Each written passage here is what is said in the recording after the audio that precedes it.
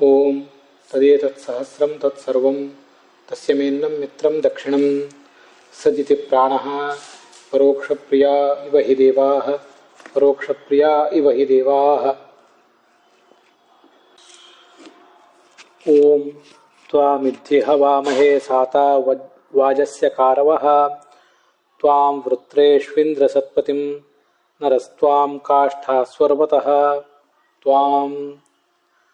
ಓಂ ಅಮೇಯಾತ್ಮನೇ ನಮಃ. ಶ್ರೀ ಗುರುಭ್ಯೋ ನಮಃ. ಮಹಾಭಾರತದ ಅನುಶಾಸನ ಪರ್ವದ 443ನೇ ಭಾಗ ಇದು. ಅಲ್ಲಿ ವಿಷ್ಣು ಸಹಸ್ರನಾಮ ಸ್ತೋತ್ರದ 184ನೇ ನಾಮ ಅಮೇಯಾತ್ಮ ಅನ್ನುವುದು, ಮತ್ತು ಅದಕ್ಕೆ ಸಂಬಂಧಪಟ್ಟಂಥ ಬೃಹತಿ ಮಂತ್ರವನ್ನು ಕೂಡ ನಾವೀಗ ನೋಡಬೇಕು. ಮೊದಲನೇದಾಗಿ ಅಮೇಯಾತ್ಮ ಎಂಬ ಶಬ್ದಕ್ಕೆ ಏನೇನು ಅರ್ಥಗಳಾಗಬಹುದು ಅಂತನ್ನೋದನ್ನು ನೋಡೋಣ. ಭಗವಂತ ಸರ್ವವ್ಯಾಪ್ತ ಆದ್ದರಿಂದ ಅವನ ಆತ್ಮ ಅಂದರೆ ಸ್ವರೂಪ ಇದು ಅಮೇಯ, ನಮಗೆ ಗೋಚರ ಆಗದೇ ಇರುವಂಥದ್ದು, ಪೂರ್ಣವಾಗಿ ತಿಳಿಲಿಕ್ಕೆ ಸಾಧ್ಯ ಆಗದೇ ಇರುವಂಥದ್ದು.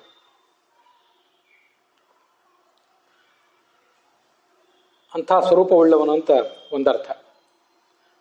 ಹಿಂದೆ 102ನೇ ನಾಮ ಅಮೇಯಾತ್ಮ ಅಂತ ಒಂದು ಬಂದಿದೆ, ಇದು ಮತ್ತೊಂದು ನಾಮ.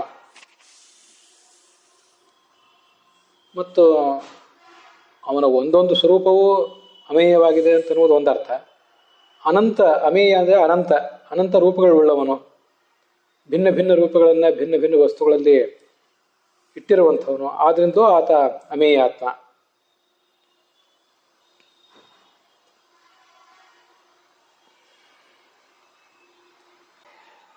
ಮಾ ಅಂದರೆ ಜ್ಞಾನ, ಅಮ ಅಂದರೆ ಅಧಿಕವಾದ ಜ್ಞಾನ.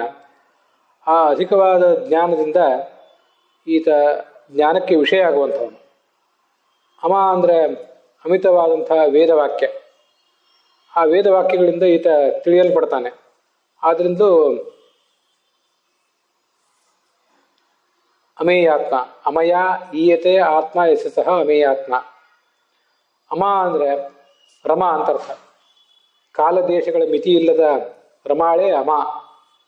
ಅವಳಿಂದ ತಿಳಿಯಲ್ಪಡುವಂಥ ಸ್ವರೂಪ ಇದ್ದವನು ಅಂತ ಮತ್ತೊಂದು ಅರ್ಥ. ಮಾ ಅಂದರೆ ಮಾನ, ಪ್ರಳಯ ಅಂತ ಅರ್ಥ. ಯಾರಿಗೆ ಪ್ರಳಯ ಇಲ್ಲವೋ ಅವರು ಅಮರು, ನಾಶರಹಿತರಾದಂಥ ಮುಕ್ತರು. ಅವರು ಮುಕ್ತಿಗೆ ಹೋಗಿರೋದ್ರಿಂದ ಮತ್ತೆ ಅವರಿಗೆ ನಾಶ ಇಲ್ಲ. ಲಯಶೂನ್ಯರಾದಂಥ ಮುಕ್ತರು ಅಥವಾ ದೇವತೆಗಳು ಅಂತಲೂ ಅರ್ಥ ಮಾಡಿದ್ದಾರೆ ಅದಕ್ಕೆ. ಅಂಥವರಿಂದ ತಿಳಿಯಲ್ಪಡುವಂಥ ಸ್ವರೂಪ ಇದ್ದವನು.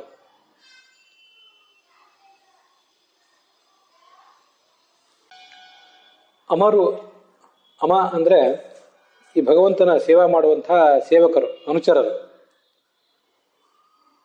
ಅವರಿಂದ ಗಮ್ಯವಾದಂಥ ಪ್ರಾಪ್ಯವಾದಂಥ ವ್ಯಕ್ತಿತ್ವ ಇದ್ದವನು. ಅವರಿಗೆ ಇವನೇ ಶರಣಾಗತ ರಕ್ಷಕ. ಅದಯತಿ ಇತಿ ಆತ್ಮ, ತನ್ನ ಭಕ್ತರಾದವರಿಗೆ ಸುಖವನ್ನು ಭೋಗವನ್ನೆಲ್ಲ ಕೊಡುವಂಥವನು. ಆ ಕಾರಣಕ್ಕಾಗಿ ಆತ ಆತ್ಮ. ಅಮೇಯಶ್ಚಾಸವ ಆತ್ಮ ಚ ಅಮೇಯಾತ್ಮ.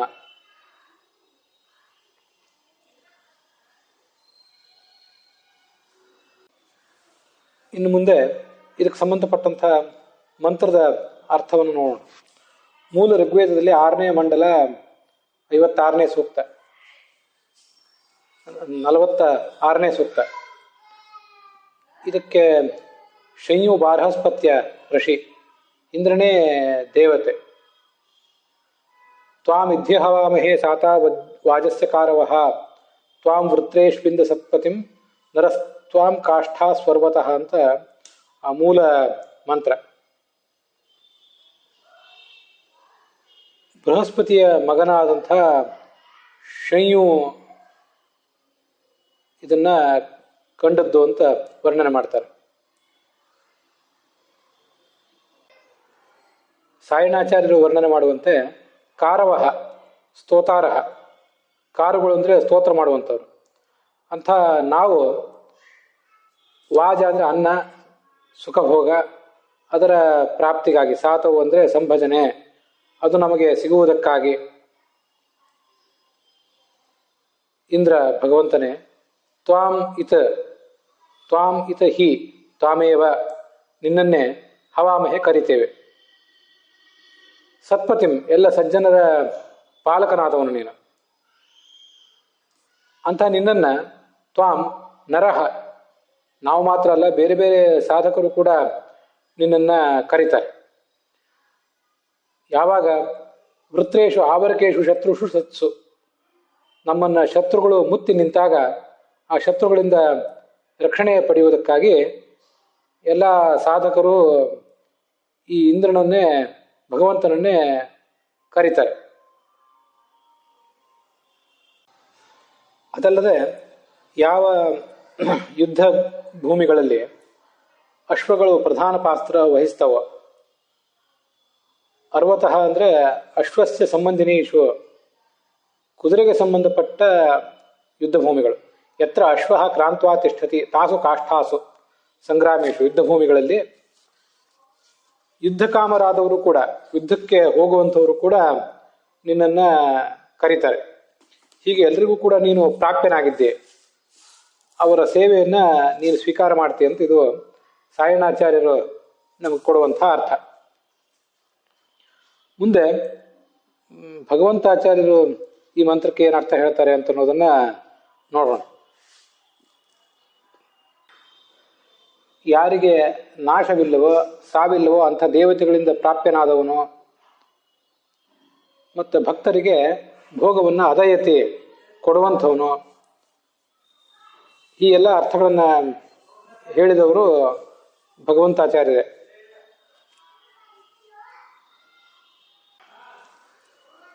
ಕಾರವಹ ಅಂದರೆ ಸೇವಾ ಮಾಡುವವರು ಅಂತ ಅರ್ಥ. ಅವರು ಅನ್ನದ ಕಾರಣಕ್ಕಾಗಿ, ಅದರ ಭೋಗ ಮೊದಲಾದವುಗಳು ಸಿಗುವುದಕ್ಕಾಗಿ ನಿನ್ನನ್ನು ಆಹ್ವಾನಿಸ್ತಾರೆ. ವೃತ್ರೇಶು ಅಂದರೆ ಮುತ್ತಿ ನಿಂತ ಶತ್ರುಗಳು ಅಂತ ಸಾಯಣಾಚಾರ್ಯರು ಅರ್ಥ ಮಾಡಿದಂತೆ ಭಗವಂತಾಚಾರ್ಯರು ಕೂಡ ಅರ್ಥ ಮಾಡಿದ್ದಾರೆ. ಶತ್ರುಗಳಿದ್ದಾಗ, ಶತ್ರುಗಳು ಸುತ್ತುವರೆದು ನಿಂತಾಗ ನಿನ್ನ ದಾಸರಾದಂಥ, ನಿನ್ನ ಭಕ್ತರಾದಂಥ ನಾವು ಕೂಡ ಆ ಶತ್ರುಗಳ ನಾಶಕ್ಕಾಗಿ ಸ್ತೋತ್ರ ಮಾಡ್ತೇವೆ. ಅರ್ವತಃ ಅಂದರೆ ಶತ್ರುಗಳ ಕುದುರೆಗಳು. ಅರ್ವ ಅಂದರೆ ಕುದುರೆ ಅಂತ ಅರ್ಥ. ಇಲ್ಲಿ ಶತ್ರುಗಳ ಕುದುರೆಗಳು, ಅವು ಕಾಷ್ಠಾಸು, ತಮ್ಮ ಉತ್ಕೃಷ್ಟ ಪರಾಕ್ರಮವನ್ನು ತೋರಿಸ್ತಾ ಇದ್ದಾಗ, ಶತ್ರುಗಳ ಸೈನ್ಯದ ಕುದುರೆಗಳು ಗುಂಪು ಗುಂಪಾಗಿ ನಮ್ಮ ಮೇಲೆ ಆಕ್ರಮಣಕ್ಕೆ ಬಂದಾಗ ನಿಮ್ಮನ್ನೇ ನಾವು ಕರಿತೇವೆ. ಇಲ್ಲಿ ವಾಜ ಅಂದರೆ ಅನ್ನ. ಆ ಅನ್ನ ಅಂದರೆ ಅದು ಜ್ಞಾನವೆಂಬ ಅನ್ನವೇ. ಅದನ್ನು ಈ ಭಗವಂತಾಚಾರ್ಯರು ತಮ್ಮ ವ್ಯಾಖ್ಯಾನದಲ್ಲಿ ಛಾಂದೋಗ್ಯ ಭಾಷ್ಯವನ್ನು ಉದ್ಧರಿಸುವ ಮೂಲಕ ಸ್ಪಷ್ಟಪಡಿಸ್ತಾರೆ. ಅನ್ನಂ ಜ್ಞಾನರಸಾನ್ನಂ ಚ ಬಾಹ್ಯಂ ಅನ್ನಮಿತಿ ದ್ವಿಧಾ, ಜ್ಞಾನಾನ್ನಂ ಜ್ಞಾನಬಲತಃ ಶ್ರೇಷ್ಠಂ ಜ್ಞಾನರತಿರ್ಹಿ ತತ್. ಅನ್ನ ಅನ್ನುವುದು ಜ್ಞಾನ ರಸವೆಂಬ ಅನ್ನ, ಜ್ಞಾನವೆಂಬ ಅನ್ನ ಮತ್ತು ಬಾಹ್ಯಾನ್ನ ಅಂತ ಎರಡು ಥರ. ಅದರಲ್ಲಿ ಬಾಹ್ಯವಾದ ಅನ್ನಕ್ಕಿಂತ ಈ ಜ್ಞಾನವೆಂಬ ಅನ್ನವೇ ಶ್ರೇಷ್ಠವಾದದ್ದು. ಆದ್ದರಿಂದ ಅನ್ನದ ಪ್ರಾಪ್ತಿಗಾಗಿ ಭಗವಂತನನ್ನು ಸ್ತುತಿಸುವುದು ಅಂದರೆ ಜ್ಞಾನದ ಪ್ರಾಪ್ತಿಗಾಗಿ ಭಗವಂತನನ್ನು ಸ್ತುತಿಸುವುದು ಅಂತಲೇ ಅರ್ಥ. ಈ ಮಂತ್ರಕ್ಕೆ ರಘುನಾಥ ಸ್ವಾಮಿಗಳು ಏನು ಅರ್ಥ ಮಾಡ್ತಾರೆ ಅಂತ ಅನ್ನೋದನ್ನ ನೋಡೋಣ.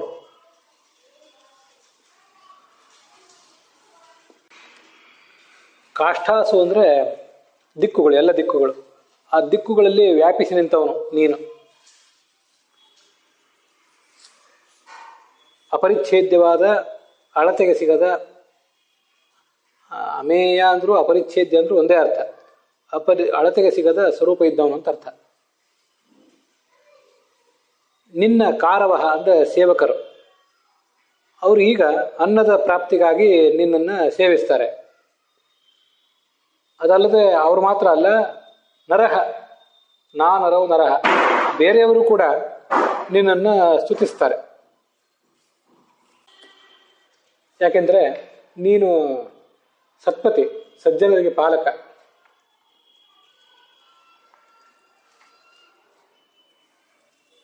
ವಾಜಸ್ಯ ಸಾತವು, ಅನ್ನದ ಪ್ರಾಪ್ತಿಗಾಗಿ, ಭೋಗದ ಪ್ರಾಪ್ತಿಗಾಗಿ, ಜ್ಞಾನದ ಪ್ರಾಪ್ತಿಗಾಗಿ ಎಲ್ಲರೂ ನಿನ್ನನ್ನು ಸ್ತುತಿಸ್ತಾರೆ. ಅನ್ಯೇಷು ವೃತ್ರೇಷು ಅಜ್ಞಾನಾದ್ಯಾವರಣೇಶು, ಅಜ್ಞಾನ ಸಂಶಯ ಮೊದಲಾದ ಆವರ್ಕಗಳಲ್ಲಿ ಮುಚ್ಚಿ ಹೋದಂಥ ಜನರು ಕೂಡ ತ್ವಾಂ ಹವಂತೆ, ನಿನ್ನನ್ನು ಸ್ತುತಿಸ್ತಾರೆ. ಇನ್ನು ಕೆಲವು ಭಕ್ತರು ಕಾಷ್ಠಾಸು ಅರ್ವಂತಂ, ಎಲ್ಲ ಕಡೆ ದಿಗ್ವಿಜಯ ಮಾಡ್ತಾ ಇರುವಂತಹ, ರಾಜರಲ್ಲಿ ನಿಂತು ದಿಗ್ವಿಜಯ ಮಾಡ್ತಾ ಇರುವಂತಹ ನಿನ್ನನ್ನು ಇನ್ನೂ ಅನೇಕ ಜನರು ಸ್ತುತಿಸ್ತಾರೆ.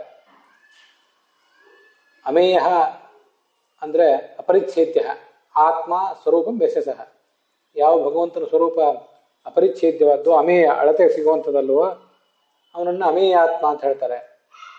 ಇದು ರಘುನಾಥ ಸ್ವಾಮಿಗಳು ಮಾಡಿರುವಂಥ ವ್ಯಾಖ್ಯಾನ.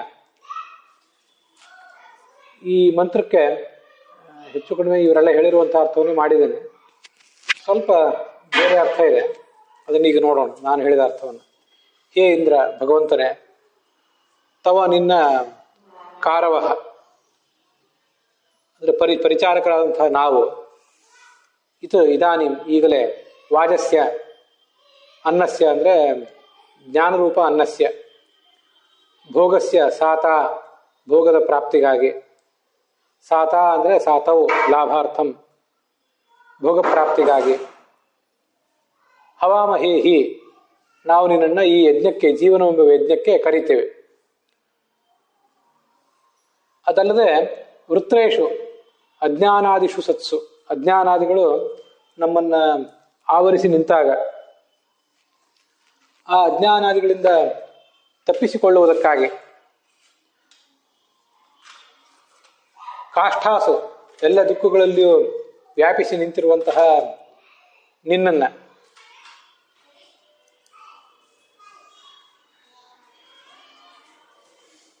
ಇದು ರಘುನಾಥ ಸ್ವಾಮಿ ಹೇಳಿದ ಅರ್ಥ. ಅರ್ವತಃ ಅಂದರೆ ಹಿಂಸೆ ಮಾಡ್ತಾ ಇರುವಂಥವನು, ದೈತ್ಯರನ್ನು ಹಿಂಸೆ ಮಾಡುವವನು ಅಂತ ಮತ್ತೊಂದು ಅರ್ಥವನ್ನು ಕೂಡ ನಾವು ತಿಳ್ಕೋಬಹುದು. ಪ್ರಳಯವನ್ನ, ದೈತ್ಯರನ್ನ ಸದೆ ಬಡಿಯುವವನು ಅಂತ ಒಂದು ಅರ್ಥ, ಪ್ರಳಯ ಕಾಲದಲ್ಲಿ ಎಲ್ಲರನ್ನೂ ನಾಶದೆಡೆಗೆ ತಗೊಂಡು ಹೋಗುವವನು ಅಂತನೂ ಅರ್ಥ ಇದೆ. ಹೀಗೂ ಅರ್ವತಃ ಅನ್ನೋ ಶಬ್ದಕ್ಕೆ ನಾವು ಅರ್ಥ ಮಾಡಬಹುದು. ಇಂತಹ ತವ ನಿನ್ನ ನರಹ ಪುರುಷಾಹ ದಾಸರು, ತ್ವದಧೀನಾಹ ಪುರುಷಾಹ ನಿನ್ನ ಅಧೀನರಾದಂತಹ ಭಕ್ತರು, ತ್ವಾಂ, ಇಲ್ಲಿ ತ್ವಾಂ ಅಂತ ಬಂದಿದೆಯಲ್ಲ, ಅದಕ್ಕೆ 3 ಕಡೆ ತ್ವಾಂ ಅಂತ ಬಂದಿದೆ. 3 ಬಾರಿ ತ್ವಾಂ ಅಂತ ಬಂದಿರೋದ್ರಿಂದ ಒಂದಕ್ಕೆ ತ್ವಾಂ ಅನ್ನೋದಕ್ಕೆ ನಿನ್ನನ್ನು ಅಂತ ಅರ್ಥ ಮಾಡ್ತೀನಿ, ಇನ್ನು 2ಕ್ಕೆ ಸರ್ವಮೂಲದಲ್ಲಿ ಬಂದಿರುವಂತೆ ಅರ್ಥ ನೋಡೋಣ. ಅದರಲ್ಲಿ ಮೊದಲನೇ ತ್ವಾಂ ಅಂದರೆ ಸರ್ವವ್ಯಾಪ್ತ ಸರ್ವಜ್ಞ ಅಂತ ಅರ್ಥ, 2ನೇ ತ್ವಾಂ ಅನ್ನೋದಕ್ಕೆ ತೇಜೋರೂಪ ಅಂತ ಅರ್ಥ. ಇವೆಲ್ಲ ನಾನು ಮಾಡಿದಂಥ ಅರ್ಥಗಳು. ಸತ್ಪತಿಂ, ಸಜ್ಜನರ ಪಾಲಕ ನೀನು, ಅಂಥ ತ್ವಾಂ ನಿನ್ನನ್ನು ಹವಂತೆ ಕರೀತಾರೆ, ಈ ಜೀವನವೆಂಬ ಯಜ್ಞಕ್ಕೆ ಆಹ್ವಾನಿಸ್ತಾರೆ. ತ್ವಾಂ ಅಂದರೆ ಸರ್ವವ್ಯಾಪ್ತ ಸರ್ವಜ್ಞ ಅನ್ನೋ ಅರ್ಥ ಹೇಗೆ, ಅದು ಇತರೆ ಭಾಷೆಯಲ್ಲಿ ಹೀಗೆ ಬಂದಿದೆ. ತಥೋ ವೇತ್ತೀತಿದ ತ್ವಂ ಸಹ, ತ್ವಾಂ ಎಂಬಲ್ಲಿ ತ ಮತ್ತು ವ ಅಂತ 2 ಅಕ್ಷರಗಳಿವೆ. ಅಲ್ಲಿ ತ ಅಂದರೆ ತಥ, ಎಲ್ಲ ಕಡೆ ವ್ಯಾಪ್ತನಾದವನು ಅಂತ ಅರ್ಥ. ವೇತ್ತಿ ಅಂದರೆ ಎಲ್ಲವನ್ನು ತಿಳಿತಾನೆ ಅಂತ ಅರ್ಥ. ಇನ್ನು ಗೀತಾ ತಾತ್ಪರ್ಯದಲ್ಲಿ ತೇಜಸ್ವಾತ್ ತ್ವಮೀರಿತಃ, ತೇಜೋರೂಪನಾದವನು ಅಂತ ಮತ್ತೊಂದು ಅರ್ಥವೂ ಇದೆ. ಅದರಿಂದ ತ್ವಾಂ ಎಂಬುದಾಗಿ 3 ಶಬ್ದ ಬಂದಾಗ 2ನ್ನ ಆ ಭಗವಂತನ ಗುಣಗಳನ್ನು ಹೇಳುವಂಥ ಶಬ್ದಗಳು, ವಿಶೇಷಣಗಳು ಅಂತ ತಿಳ್ಕೊಳ್ಳೋಣ. ಇನ್ನು ಒಂದು ತ್ವಾಂ ಅಂದರೆ ನೀನು ಅಂತ ಅರ್ಥ ಇಟ್ಕೊಳ್ಳೋಣ. ಇನ್ನು ಮುಂದೆ ಈ ನಾಮಕ್ಕೂ ಹಾಗೆ ಬೃಹತಿ ಮಂತ್ರಕ್ಕೂ ಇರೋ ಸಂಬಂಧವನ್ನು ನೋಡೋಣ. ಬೃಹದಾರಣ್ಯಕ ಭಾಷ್ಯದಲ್ಲಿ ಆತ್ಮ ಸರ್ವ ನಿಯಂತ್ರಿತಃ, ಎಲ್ಲರನ್ನೂ ನಿಯಂತ್ರಿಸುವುದರಿಂದ ಭಗವಂತನನ್ನ ಆತ್ಮ ಅಂತ ಹೇಳಿದ್ದಾರೆ. ಅದರಿಂದ ಅಮೇಯಶ್ಚಾಸವು ಆತ್ಮ ಚ ಅಮೇಯ ಆತ್ಮ, ಅಮೇಯ ಅಂದರೆ ಅಳತೆಗೆ ಸಿಗದವನು, ಆತ್ಮ ಅಂದರೆ ಎಲ್ಲರನ್ನೂ ನಿಯಂತ್ರಿಸುವವನು. ಹೀಗೆ ಸರ್ವ ನಿಯಂತ್ರಕನಾದವನು ಮತ್ತು ಅಮೇಯನೂ ಆದ ಕಾರಣದಿಂದ ಇವನು ಅಮೇಯಾತ್ಮ.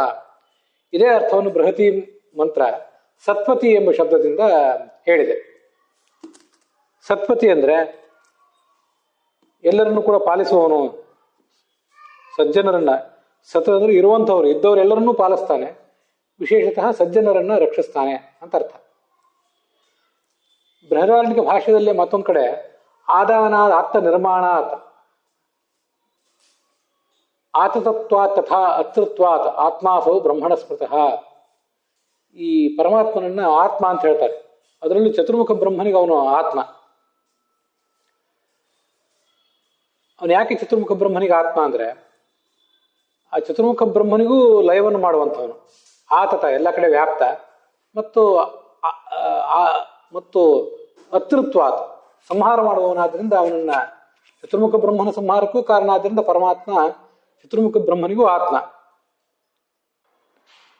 ಬೃಹದಾರಣ್ಯಕದ 3ನೇ ಅಧ್ಯಾಯದ ಅಶ್ವಮೇಧ ಬ್ರಾಹ್ಮಣದಲ್ಲಿ ಹೀಗೆ ಉಪನಿಷತ್ ಹೇಳ್ತದೆ, ಮೃತ್ಯುರಸ್ಯ ಆತ್ಮ ಭವತಿ ಏತಾಸಾಂ ದೇವತಾನಾಮೇಕೋ ಭವತಿ ಅಂತ. ನರಸಿಂಹರೂಪಿಯಾದ ಈ ಭಗವಂತ ಪರಮಾತ್ಮನಿಗೆ, ಈ ಚತುರ್ಮುಖ ಬ್ರಹ್ಮನಿಗೆ ಸ್ವಾಮಿಯಾಗಿದ್ದಾನೆ. ಹೀಗೆ ನರಸಿಂಹನ ಅನುಗ್ರಹವನ್ನ, ಆಶ್ರಯವನ್ನು ಪಡೆದಿರುವುದರಿಂದ ಈ ಚತುರ್ಮುಖ ಬ್ರಹ್ಮ ಈ ಎಲ್ಲ ದೇವತೆಗಳಲ್ಲೂ ಮುಖ್ಯನಾಗಿದ್ದಾನೆ ಅಂತ.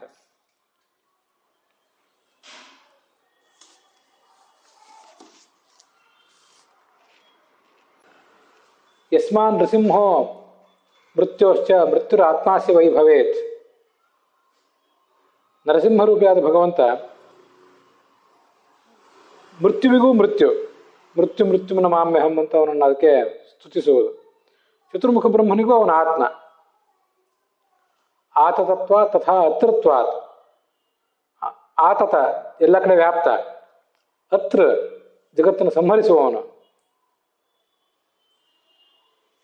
ಆದಾನಾತ್ ಎಲ್ಲರನ್ನೂ ಕೂಡ ತನ್ನ ಸೇವಕರು ಅಂತ ಸ್ವೀಕಾರ ಮಾಡಿರುವುದರಿಂದ, ಜಗತ್ತನ್ನ ನಿರ್ಮಿಸಿರುವುದರಿಂದ, ಆದಾನಾತ್ ಆತ್ಮ ನಿರ್ಮಾಣಾತ್ ಆತ್ಮ ಜ್ಞಾನಾತ್ ಈ ತಾನು ಸೃಷ್ಟಿಸಿರುವ ಜಗತ್ತೆಲ್ಲವನ್ನು ತಿಳಿದಿರುವುದರಿಂದ, ಈ ಇಷ್ಟು ಕಾರಣಗಳಿಂದ ಆತನನ್ನ ಆತ್ಮ ಅಂತ ಹೇಳ್ತಾರೆ, ಈ ಪರಮಾತ್ಮನನ್ನು. ಹೀಗಿರುವುದರಿಂದ ಇಲ್ಲಿ ನಾವು ನೋಡ್ತಾ ಇರುವಂತಹ ಈ ಅಮೇಯಾತ್ಮ ಅನ್ನುವ ಶಬ್ದ ಎಲ್ಲರಿಗೂ ಪಾಲಕ ಅನ್ನುವ ಅರ್ಥವನ್ನು ಒಂದನ್ನು ಹೇಳ್ತದೆ. ನಾವೀಗಾಗಲೇ ಅದನ್ನು ನೋಡಿದ್ದೇವೆ. ಸತ್ಪತಿ ಎಂಬ ಶಬ್ದದಿಂದ ಬೃಹತಿ ಮಂತ್ರ ಏನನ್ನು ಹೇಳಿದೆಯೋ ಅದನ್ನೇ ಈ ಆತ್ಮ ಎಂಬ ಶಬ್ದದಿಂದ ಈತ ಎಲ್ಲರಿಗೂ ಒಡೆಯ, ಸರ್ವ ನಿಯಂತ್ರಕ ಅನ್ನುವ ಶಬ್ದದಿಂದ ಬೃಹತಿ ಮಂತ್ರ ಹೇಳಿದೆ. ಬೃಹತಿ ಮಂತ್ರ ಸತ್ಪತಿ ಅಂತ ಹೇಳಿದರೆ ವಿಷ್ಣು ಸಹಸ್ರನಾಮ ಅದನ್ನು ಆತ್ಮ ಎಂಬ ಶಬ್ದದಿಂದ ಅದೇ ಅರ್ಥವನ್ನು ಸಂಗ್ರಹಿಸಿತ್ತು. ಅಮೇಯಾತ್ಮ ಎಂಬಲ್ಲಿ ಆತ್ಮ ಶಬ್ದದಿಂದ ಆ ಪರಮಾತ್ಮ ಸರ್ವ ಸಂಹಾರಕ ಅನ್ನೋ ಅರ್ಥವನ್ನ ಹೇಳಿದೆ. ಅದನ್ನ ಬೃಹತಿ ಮಂತ್ರ ಕಾಷ್ಠಾಸು ಅರ್ವತಃ ಎಲ್ಲ ದಿಕ್ಕುಗಳಲ್ಲೂ ಸಂಹಾರ ಮಾಡ್ತಾ ಇರುವವನು ಅಂತ ವರ್ಣನೆ ಮಾಡಿದೆ. ಅರ್ವಗತವು ಮತ್ತು ಹಿಂಸಾಯ ಅಂತ 2 ಧಾತುಗಳಿವೆ. ಎಲ್ಲರನ್ನು ಹಿಂಸೆಗೆ ಒಳಪಡಿಸುವವನು ಅಂತ ಒಂದರ್ಥ, ಮತ್ತೆ ಎಲ್ಲ ಕಡೆ ವ್ಯಾಪಿಸಿರುವವನು ಅಂತ ಮತ್ತೊಂದರ್ಥ. ಹೀಗೆ ಕಾಷ್ಠಾಸು ಅರ್ವತಃ ಅಂದ್ರೆ ಎಲ್ಲ ಕಡೆ ವ್ಯಾಪ್ತನಾದವನು ಅಂತ ಅರ್ಥ. ಆ ಎಲ್ಲ ಕಡೆ ವ್ಯಾಪ್ತನಾದವನು ಅನ್ನೋ ಅರ್ಥ ಕಾಷ್ಠಾಸು ಅರ್ವತಃ ಅನ್ನೋದಕ್ಕಿದೆ. ಆತ್ಮ ಅನ್ನೋ ಶಬ್ದಕ್ಕೂ ಕೂಡ ಎಲ್ಲ ಕಡೆ ವ್ಯಾಪಿಸಿಕೊಂಡಿರುವವನು ಅಂತನೂ ಅರ್ಥ ಇದೆ. ಇದು ಒಂದು ಸಂಬಂಧ. ಮತ್ತೆ ಎಲ್ಲರನ್ನೂ ಪಾಲಿಸುವವನು ಅನ್ನೋ ಅರ್ಥವೂ ಬೃಹತಿ ಮಂತ್ರದಿಂದ ನಮ್ಗೆ ಗೊತ್ತಾಗ್ತದೆ, ಹಾಗೆ ಆತ್ಮಶಬ್ದದಿಂದಲೂ ಗೊತ್ತಾಗ್ತದೆ. ಇದು 2ನೇ ಸಂಬಂಧ. ಎಲ್ಲವನ್ನು ಪ್ರಳಯ ಕಾಲದಲ್ಲಿ ಹಿಂಸಿಸುವವನು ಅನ್ನೋ ಅರ್ಥವೂ ಕೂಡ ಆತ್ಮಶಬ್ದದಿಂದ ಬರ್ತದೆ.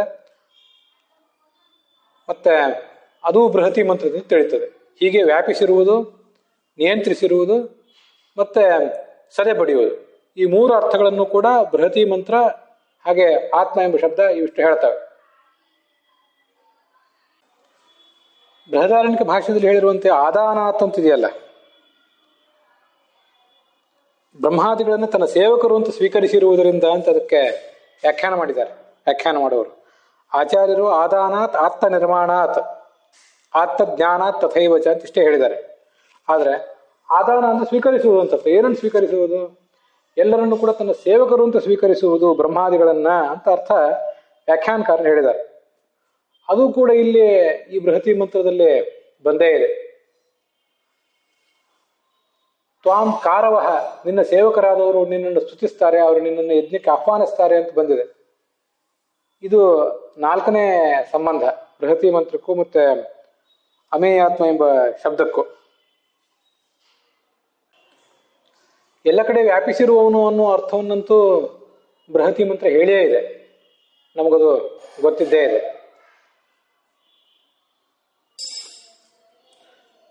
ಬೃಹತಿ ಮಂತ್ರ ಮತ್ತು ವಿಷ್ಣು ಸಹಸ್ರನಾಮದ ಸಂಬಂಧವನ್ನ ಹೀಗೆ ಪರಿಷ್ಕರಿಸಿ